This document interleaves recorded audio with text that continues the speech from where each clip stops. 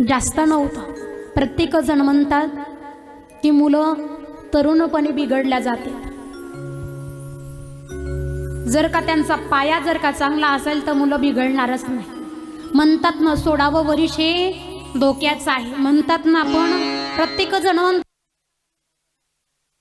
वडिलांना प्रत्येक जण म्हणतात की 16वं वर्ष हे धोक्याचं। सांगेल तुम्हाला 16वं वर्ष हे धोक्याचं नाही तर 16वं वर्ष हे मोक्याचं आहे।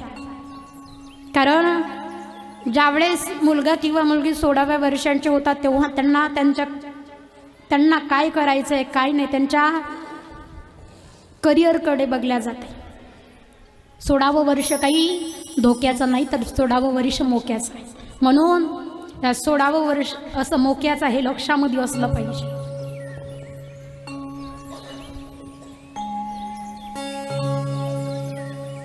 ज्यावेळेस आपण संस्काराच्या बाबतीमध्ये फार मागे राहतो त्यावेळेस म्हणतात आमचे मुलं बिघडले, आमच्या मुली बिघडल्या।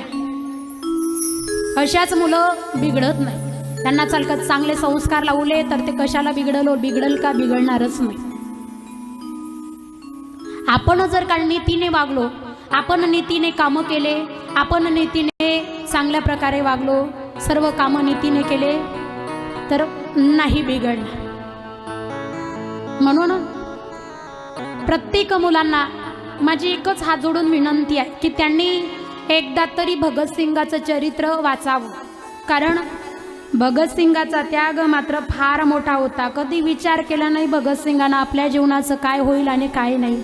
भगतसिंगजींना माहिती नव्हतं की वयाच्या 23व्या वर्षी आपल्याला फाशीवरती चढावं लागेल।